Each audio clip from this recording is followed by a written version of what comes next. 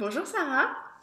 Alors, bienvenue d'avoir accepté d'apporter ton témoignage à l'issue du programme Croissance. Donc, pour commencer, je souhaite que tu te présentes pour celles qui vont visionner le témoignage et qui pourront comprendre qui tu es. Ça marche. Merci Delphine de me recevoir pour ce témoignage. Donc, effectivement, j'ai commencé Croissance il y a un an, parce que je me terminais le programme tout juste.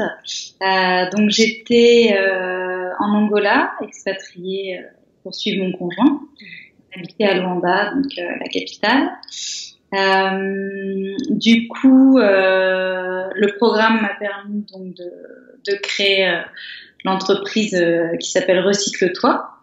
Et donc, j'accompagne les femmes et les hommes qui souhaitent transformer leurs idées en action et développer leur potentiel d'entrepreneur responsable pour avoir un impact positif sur l'avenir. Donc, ça, c'est ce qui a abouti donc suite au programme Croissance qu'on a suivi ensemble.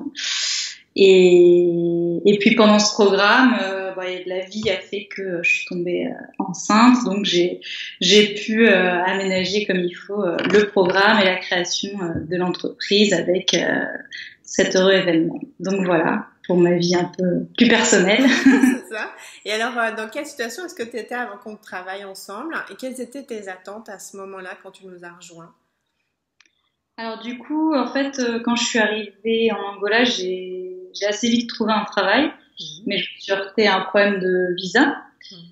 Donc c'est vrai que c'est là que je me suis un peu posé la question, vu que je savais qu'on allait partir souvent en expatriation, de savoir ce que je voulais vraiment faire finalement, parce que bon, le travail était intéressant, mais c'était pas forcément ce que j'aurais choisi si j'avais été en France. Ouais. Donc je me suis dit que c'était le moment de faire un peu une pause pour réfléchir à ce que j'avais vraiment envie de faire, construire un projet personnel et professionnel adéquat pour être, pour pouvoir suivre mon mari, avoir une carrière nomade, avoir une vie de famille épanouie. Voilà. Donc j'étais un peu dans cette réflexion.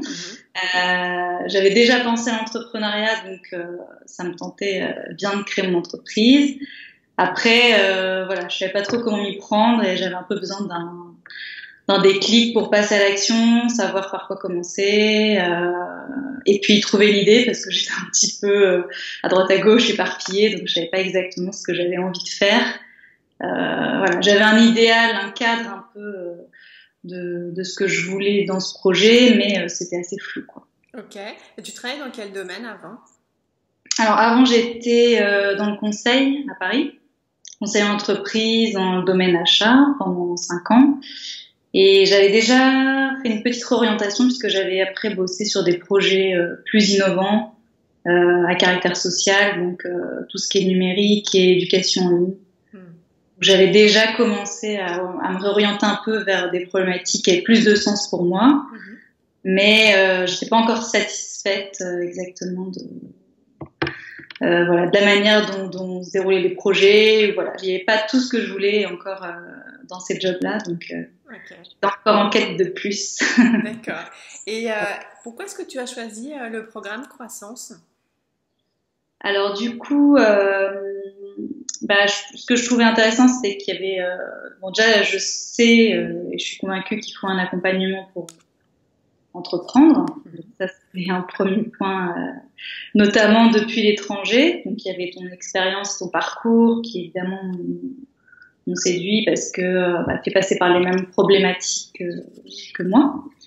Surtout sur le côté un peu, on va dire isolé à Luanda, parce que c'est une toute petite communauté d'expatriés français, et donc c'est vrai que ça peut paraître un peu compliqué de monter son entreprise tout seul depuis une ville qu'on ne connaît pas trop, dans laquelle on vient d'arriver. Donc le côté à la fois ton expérience d'expatrié et le fait que dans le programme Croissance, il y a aussi une mise en réseau avec d'autres personnes expatriées, ça c'était hyper important pour moi. Donc il y avait cet aspect-là. Et aussi l'aspect, pas forcément avoir besoin de chercher midi à 14h justement sur ce qu'il faut faire, être dans l'action, et même si on est dans une formation, je voulais un rythme assez élevé, action, résultat, pour voir que j'avance au fur et à mesure, quoi. Je voulais pas quelque chose de théorique, je voulais vraiment être dans l'action. Donc je pense que c'est vraiment ces deux aspects-là qui m'ont poussé à choisir croissance. Et aussi la durée probablement de l'accompagnement, qui fait qu'on est vraiment sur le long terme. Voilà, on a le temps de vivre les difficultés, de trouver des solutions, de rebondir et de voir vraiment à quoi va ressembler finalement une année entière à entreprendre. C'est ça. Ouais, tout à fait. Puis j'ajoute juste que c'est le but en fait, puisque une année c'est vraiment pas un cycle de vie, mais on a vraiment le temps, comme tu dis, de vivre aussi et de traverser différentes difficultés, obstacles et périodes. Et du coup, c'est un continuum de vie en fait. Donc c'est pour ça qu'une année c'était aussi un choix que je trouvais important. Et comment est-ce que tu as fait pour trouver l'argent pour investir dans ce programme? Alors du coup, finalement, j'ai fini par faire ça sur mon épargne propre en fait. De fait, je savais que beaucoup la formation pour moi elle était essentielle. Après, c'était investir pour gagner du temps, pour faire que l'entreprise soit aussi un succès et me donner les chances d'y arriver. Voilà. Puis sur un an, ça permet aussi, en fonction des capacités financières de chacune, d'échelonner ou pas le paiement ou de payer directement. Après, je pense qu'il y a j'avais testé une modalité aussi avec l'entreprise de mon mari qui finalement n'a pas forcément fonctionné parce que c'était pas les bons critères au bon moment. Mais bon, comme j'avais de l'épargne de mes précédents jobs, j'ai voulu investir en moi-même et c'est aussi un investissement. Quand on paye finalement son accompagnement, on a aussi une forme de responsabilité qui est derrière, qui est hyper importante, qui fait qu'on va être quand même super motivé et vraiment être dans l'action et profiter à fond de tout ce qui est proposé. Donc je regrette pas finalement de l'avoir financé moi-même parce que j'ai pris vraiment mes responsabilités par rapport aux résultats que je voulais. Donc je pense que c'est important aussi. Enfin, si on peut le faire, c'est bien. Parfait, je suis d'accord avec toi. Alors, parle-nous un petit peu des résultats que tu as obtenus durant cette année, Sarah. Alors, donc, si on fait un petit point, j'ai trouvé mon projet déjà, commencé. Donc, j'avais une vision un peu floue. J'avais envie, en fait, de créer une entreprise responsable. C'est ce qui me venait à l'esprit. Donc, j'avais des tas d'idées. Et en fait, je me suis aperçue que ce que je voulais, c'était faire de l'accompagnement pour aider les entrepreneurs sociaux. Donc, déjà, ça m'a fixé sur mon idée de projet. Donc, ça, c'est déjà super. Après, j'ai appris à créer une communauté qui suit ma communication, à créer une offre de service, et puis j'ai pu la tester avec une cliente pilote. Donc, du coup, ça m'a permis de voir ce qui allait bien, les améliorations à faire, les retours d'expérience, et puis développer un réseau un peu de partenaires avec qui je peux m'allier pour communiquer, etc. Donc j'ai pu tester un peu toutes les phases, on va dire, jusqu'à la phase pilote où j'ai vu que l'accompagnement fonctionnait. J'ai pu vraiment mettre toutes les techniques de marketing et de communication en place pour voir ce qui fonctionnait bien, moins bien, voilà, donc tester tout ça. Donc voilà pour les résultats. Ok. Et alors, qu'est-ce que tu voudrais nous partager comme ayant été le plus grand changement pour toi durant cette année? Alors, le plus grand changement, je dirais que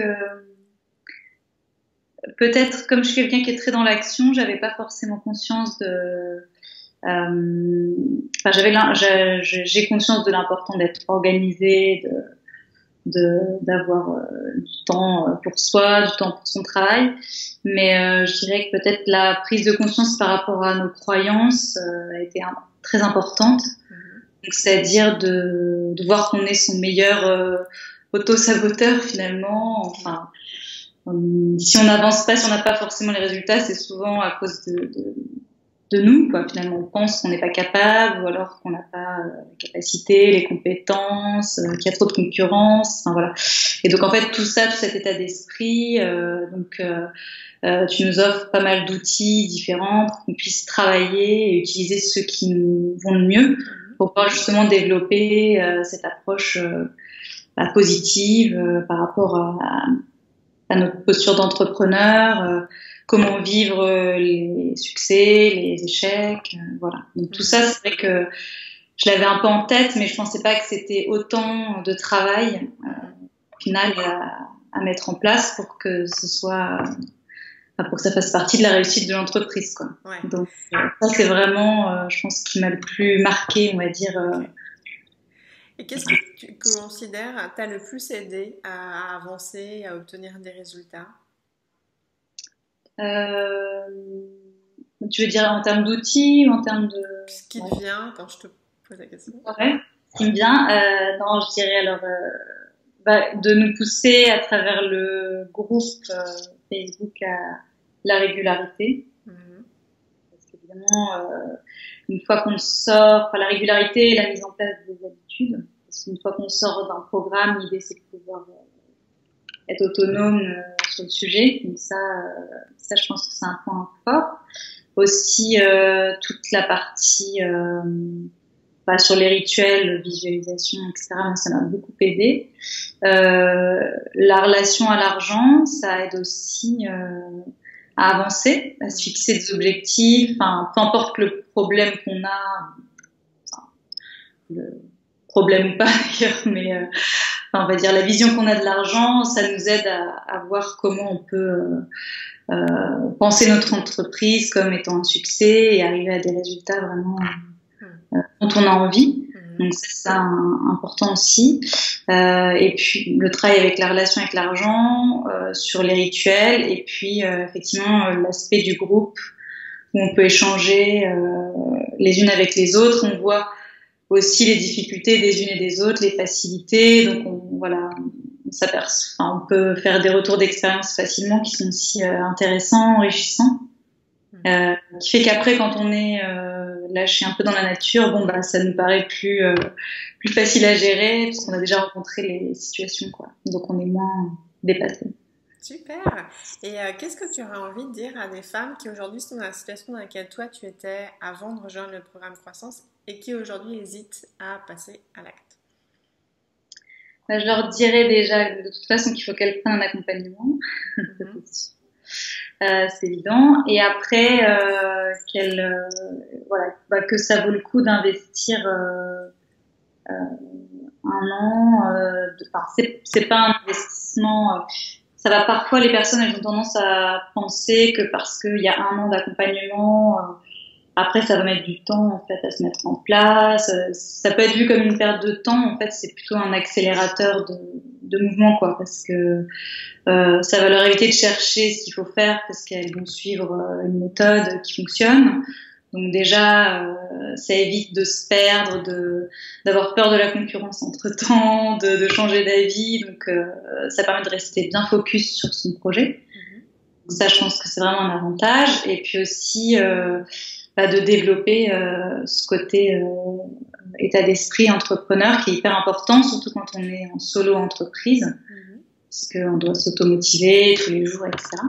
Donc, je leur dirais de foncer parce qu'il y a bien les deux composantes qui permettent d'y arriver pour avoir des résultats. Et donc, plus cet aspect communauté qui est créé, qui permet, notamment si elles sont comme moi en expatriation, avec un réseau qui est pas forcément facile à développer sur place, ça leur permet de voir que en ligne, elles peuvent aussi développer tout ce réseau et donc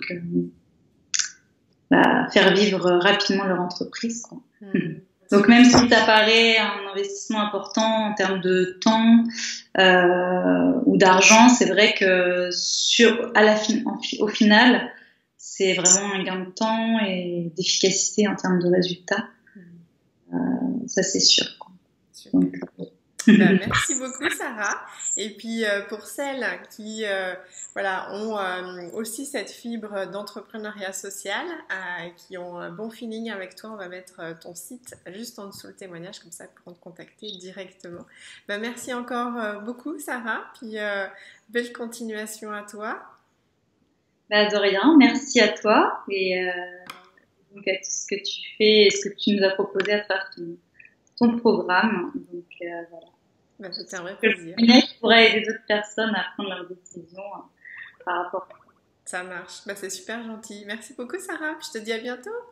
À bientôt. Au revoir.